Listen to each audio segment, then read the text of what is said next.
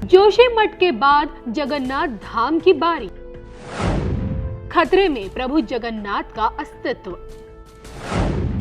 जगन्नाथ धाम में चूहों ने मचाया आतंक। अब क्या होना बाकी है, देखिए सिर्फ धर्म ज्ञान पर। इधर देवभूमि जोशीमठ के हालात दिन पर दिन भयावह होते जा रहे हैं और उधर प्रभु जगन्नाथ का अस्तित्व खतरे में आ गया है। क्या कलयुग अंत के करीब है? आज ये सवाल इसलिए पूछा जा रहा है क्योंकि तीर्थों से आई तस्वीरों ने लोगों के बीच दहशत पैदा कर दी है।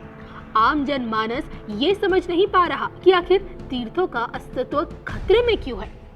बात अगर जोशीमठ के भयावह हालातों की करें तो किसी भी वक्त देवभूमि का नामो निशान मिट सकता है। दिन पर दिन जोशीमठ की जमीन धंसती जा रही है, दरारें तबाही ला रही हैं, पहाड़ के पहाड़ दरक रहे हैं, जमीन धंसती जा रही है, जोशीमठ डूबता जा रहा है। तबाही की दरारें मंदिर तक पहुंच चुकी हैं, लोगों के आशियाने टूट चुके हैं, लोग अपना घर छोड़ने पर मजबूर है। बीते 12 दिनों में शहर 5.4 सेंटीमीटर डूब गया है। जमीन धंसने से अब जोशीमठ औली सड़क भी धंसने वाली है। आज जिन हालातों से जोशीमठ गुजर रहा है उसकी भविष्यवाणी सालों पहले हो चुकी थी।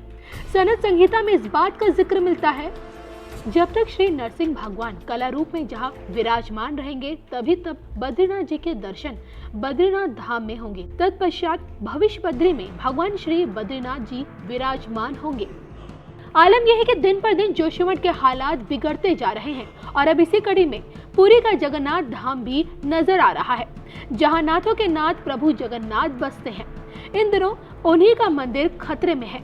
खतरा किसी और से नहीं बल्कि चूहों के आतंक से है।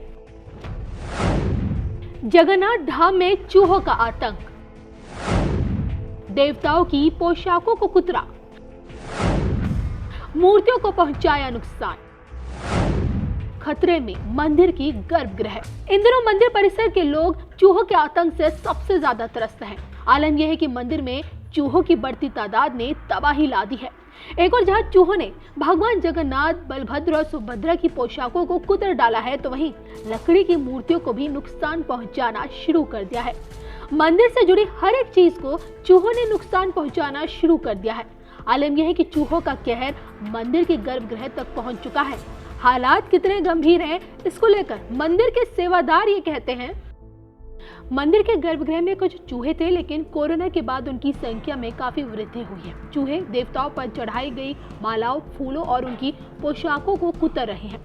चूहों और उनके कचरे के बीच हमें दैनिक पूजा और अनुष्ठान करना मुश्किल हो गया है। हर दिन वे देवताओं के वस्त्र और माला को नष्ट कर रहे हैं और इसके अलावा चूहे देवताओं के चेहरे को भी खराब कर रहे हैं, जो कि मंदिर के नियम कहते हैं कि जानवरों को मंदिर के अंदर मारने या जहर देने की अनुमति बिल्कुल नहीं है। और इसलिए चूहों की बढ़ती तादाद ने मंदिर प्रशासन की मुश्किलें बढ़ा रखी हैं और इसलिए अब चूहों को जिंदा पकड़ने के लिए जाल बिछाया जा रहा है। और जहां तक प्रतिमा को नुकसान पहुंचाने की बात है तो इसको लेकर सेवादारों को यह कहना है कि मंदिर में लकड़ी की मूर्तियों को नियमित रूप से चंदन और कपूर से पॉलिश किया जाता है और इसलिए घबराने की ज्यादा जरूरत नहीं है।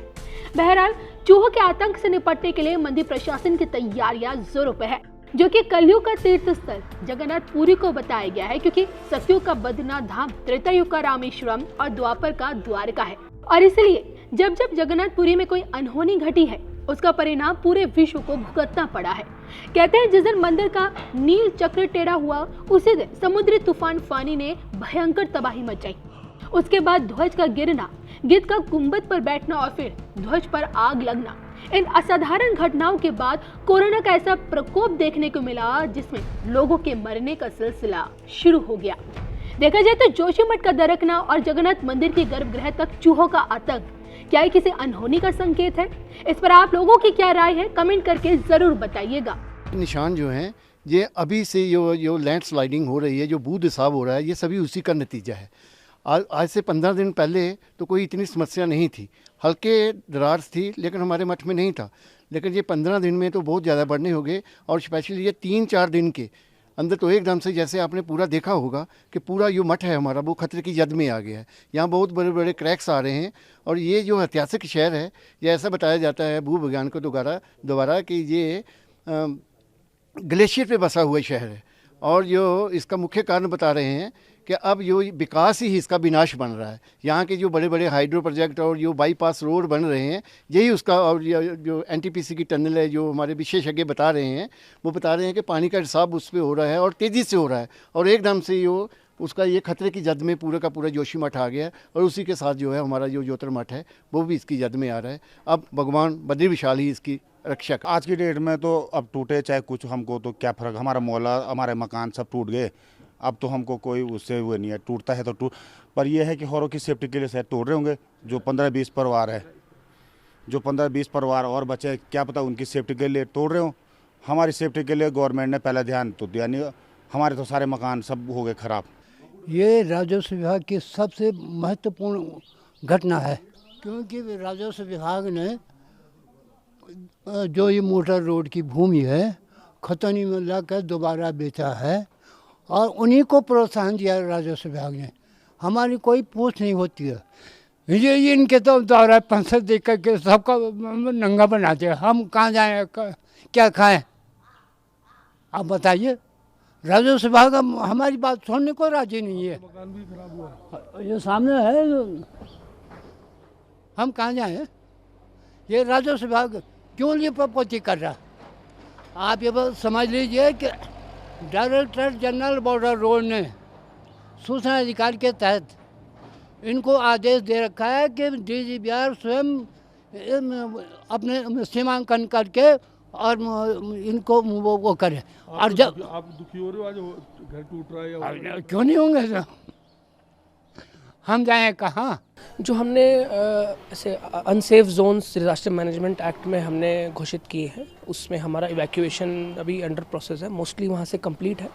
और जो उसके नियर बाय विसिनिटी में ऐसे बफर जोन्स हैं, जहाँ पर जो अगर डेंजर जोन में अगर कोई मेजर स्लाइड आता है तो वहाँ पर भी इम्पैक्ट पड़ेगा, तो उधर भी हम इवैक्यूएशन का प्रोसेस कर रहे हैं। सभी को हम जो होटल्स, धर्मशाला और गेस्ट हाउसेस में हमने रिलीफ कैंप स्थापित किए हैं, वहाँ पर शिफ्ट कर रहे हैं, और सभी तरह का सपोर्ट, रिलीफ सपोर्ट, चाहे राशन किट्स हैं और इस तरह के सपोर्ट हम प्रोवाइड कर रहे हैं। सर जो आज कार्रवाई होगी तोड़ने की, एक central building research institute Roorkee की टीम आज यहाँ पर आ रही है, तो उनके गाइडेंस और सुपरविजन में कि कैसे एक सेफ़ और साइंटिफिक तरीके से जो भी वो बिल्डिंग्स डिटरमाइन करते हैं कि वो अनसेफ हैं और अभी उनका ध्वस्तीकरण किया जाना आवश्यक है, तो उसमें हम उनके सुपरविजन में कार्रवाई करेंगे।